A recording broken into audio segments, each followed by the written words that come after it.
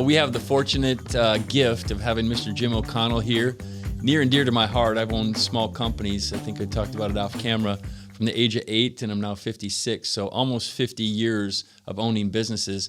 And one of the biggest challenges we've had is what you solve. So Mr. O'Connell does IT and is familiar with working with all the compliance stuff, legal stuff, firewalls. And we talked off camera, you've solved a bunch of problems for companies. So businesses 5 to 50, a lot of real estate companies, mortgage companies probably. If you're out there and you're growing fast and you don't have your stuff together and you know that you don't have your stuff together, this is a guy you're going to want to call. So what are some of the success stories you've seen that you've helped fix? And what are some of the pure nightmares that you've walked into possibly? Oh, we could be here for a long time talking about nightmares. But big thing for me, and the way we value any type of metrics as far as success goes at my company, is our goal is to make sure that the technology that you're already using works better the way you need to use it. We are seeing a lot of, with the ever-changing role of cybersecurity and all these new threats that are coming out now, a lot of security providers and IT providers are trying to fit your business into the mold that they think will keep your business most productive and secure from an IT standpoint, versus where, we take a look and analyze how your business works, how your employees interact with the technology, and then develop a plan from there to keep them secure without changing the workflow too much. Wow, that's fascinating. You were in big IT, big corporate America before you built your own company, and you've had a lot of success doing what you're doing. So again, if you're in company, 5 to 100 people, this is a guy that you should have on board, just looking out over your shoulder. And do you sometimes come into a new company and they don't know if they need you or if they can afford you or how it works, and you come in and do a one-day diagnostic and kind of see where they're at and what kind of enterprise systems they're running, what their phone systems, their IT, their internet, their firewalls. You kind of do a diagnostic, or how does that get started? Yeah, so what we'll do is anytime we have, a prospect or someone who calls us, and even if it's just a general question, it's always better to try and help and educate, because even if, they're too small or, they can't really quite work with us just yet for any reason, it's still better to give them the tools to build a good foundation. The biggest thing that we see now is, because a lot of these systems have gotten so easy to set up and so user-friendly, is that, small business owner, you'll sit down, you'll make your email accounts, you'll get your computer set up, and you go, okay, I'm good to go. Until a problem comes up, and then you got to spend, 2-3 hours Googling on, you'll figure it out. But, the time wasted is, where we're seeing now a lot of traction. Absolutely. And, I try to explain it I mentor a lot of people, young bucks are getting into business and they've had some growth spurt, or they haven't, or they've had challenges, and hire professionals. It's the best money you can spend, right? Whether it's health or your business or your car. If you don't service your car and you don't get the oils changed and you have a tire going a little bit flat, right? You already know the signs are there. So if you have a small business and you've got little quirks and kinks, if it's in the back of your head, bring it to the front of your head. Call Mr. Jim Fisk and his company. We'll get you all the contact information in a minute to reach out to him, on his Instagram or Facebook or his corporate website. So if you're already thinking that, boy, I should have somebody take a look over my shoulder. I just got hit about a month ago, my Wells Fargo account, not on my end, thankfully, but I've got 3 accounts linked together. My business Wells Fargo, my son's account, and then my primary personal account. It's the second time they've done it. Now, fortunately, Wells Fargo admitted, hey, it's on our end, not on your end.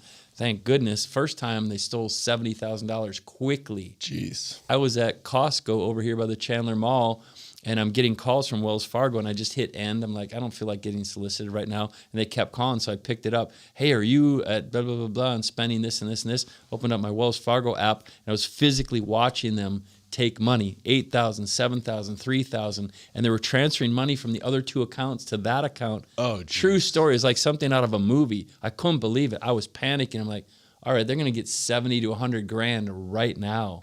It was the worst feeling on the planet Earth. Right? So I'm a good case study, get ahead of it. Not that I could have done anything about Wells Fargo and their app, right. And they owned up to it, and it took months and months and months to get all my money back, and they admitted It was their breach. Thank goodness, right? And it just happened again last month. So, I'd assume you're looking at, their accounting, their firewall, their internet, their protocols, even buying a URL from GoDaddy and migrating and putting on, getting your email set up and all that. Boy, if you don't do that right, it's going to cause a nightmare. Yeah, and there's a lot of complexities now as the cybersecurity space changes. There's a lot of things that are being implemented now that, if you're not keeping up with the space, you might not realize some of these changes are happening. And many of them are very impactful to your business, whether that be like deliverability of your email or security on your systems. There was a transition now with technology to where, years ago, when you used to sit down at your computer, you'd hear those magic little words, you got mail, and you were excited. Yeah. Now you sit down and look at your inbox in the morning and go, oh, I got 300 unread emails from last night.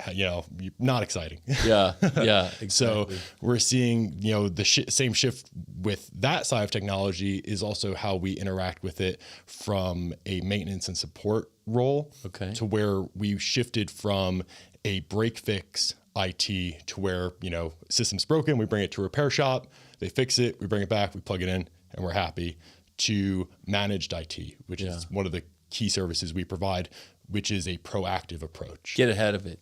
Do a monthly subscription. I'd hire you as ongoing, and you diagnose all my systems, see where we're at right now. Hey, James P., this has got to get fixed, this has got to get fixed, this, and hey, let's get ahead of it on this. Or even a company that's, just about to go through a big expansion. They're doing well. Like, we're going to scale it up. We've got some seed capital from an investor, and we got to make sure this stuff's buttoned down, right? Yep. Yeah, it's never too early to get started on that, because the quicker you get started on making sure you have the right systems in place, the better your business will be growing. It's much easier, when you have 3, 4, 5 employees to kind of go through and make sure all the systems are set up right and make the changes to it, versus when you take those 5 employees to now 15 employees. Every new user makes that process a little bit harder, a little bit more labor intensive. So it's never too early to make sure you have a good foundation to build upon, because it will save you a lot of time, stress, and money later on down the road. It's going to break. It's going to break. It's going to break. You're going to attempt to get hacked. Let's be honest with everybody out there. It's going to break. If you have a small business and you're going to scale it up and you want to make millions, hire this gentleman. We're give his contact information, real quick here. It's going to break. It's going to break. There are going to be, attempts to get into your systems. We're now seeing where it's gone from, email security being, I got to watch out for this Nigerian prince trying to, FedEx me gold, but I need to send him money for the FedEx label first, to now where we're seeing really tricky emails that look 110% legitimate, that bring you right to a login page. Wow. And then their whole goal is just to compromise your account. And then what people don't realize is there might not be a clear warning right away that you've been compromised. Wow. It's just sitting there dormant. What we're seeing now is that they'll breach your email system and then stay in there for months. And they will learn the way you communicate, the way you talk, and who you're communicating with. Wow. So they know, hey, this person sends out invoices on the 1st. Wow. We now have a list of everyone that they deal business with, and we are now going to send out invoices on behalf of them with, different wiring instructions or whatever it is. Wow. Exactly. That's scary. Yeah, they will just sit in there in the back and won't make any changes, won't be like, oh, my email's been hacked, but, they're in there. Wow. And they're probably from a company or a country that rhymes with Rindia, Rhina, or Prussia.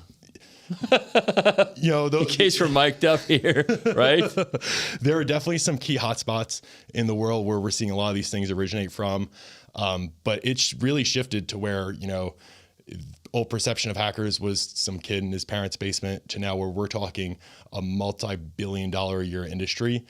They are in high rises with HR departments. This is a very organized, attempt, and they don't care if you're 5 people, 500 people on the Fortune 500. It is like fishing. They just throw a big net out there, and every one that they catch, that's just better for them. Yeah, fish in the net. Yeah, like you said, they're not bobber fishing with one hook and one bait. They're just scraping the bottom of the ocean like deadliest catching all the crabs, right? Exactly. Wow, it's scary. So what is the best way to get in touch with you? Because if you have a small company these days, it's 2025, right? It's not 1962 anymore. you reach out and call you, what's the best way to find you? You can find us online, axionetworks.com. You can give us a call. You can give me a call directly. I'll make sure my number is attached to the video. But for anyone watching, it's 602 386 9767. Okay. So, and Axio, AXIO. AXIO Networks, NETWORKS.com. Okay. Axio Networks. Instagram? Yep, we're on Instagram as Axio Networks. We're on Facebook. We're on LinkedIn. I think we're on Twitter X. Okay. But Instagram, Facebook are probably our two main socials that we utilize. Perfect. And so I've mentored a lot of entrepreneurs over the years. So I've got 30, 40, 50. I call them young bucks just because I'm old now, 56, and they're in their 20s, 30s, and 40s that own companies and run companies. We do a lot of seminars around Phoenix and stuff with small business owners. I would love to have you on stage and present and, you know, pick up clients, because I think that's the perfect venue. So I'd love to do that for you as well, because I can protect my family, so to speak, and all my friends that have businesses, because I know some of them are up to par and they spend a lot back in on IT and doing it progressively and ahead of the curve. But you and I both know a very high percentage does not do that. Sorry. 95% of the business owners and population doesn't do that. Yeah, a lot of people are just, getting by with what they have, and it works until it doesn't. And then when it doesn't, think of it as, how much time then can I spend as a business owner troubleshooting these issues? And then also, how much downtime can my business afford before we start losing revenue? Losing revenue, and it's money and legalities. Like if you have confidential information or client information, you're a law firm, you're a mortgage company, a real estate company, and those confidential details with name, address, social security number, date of birth are in your system and people are breaching it, you've got massive liability there. Not just the cost to hire you and your team to come in and clean it up, but...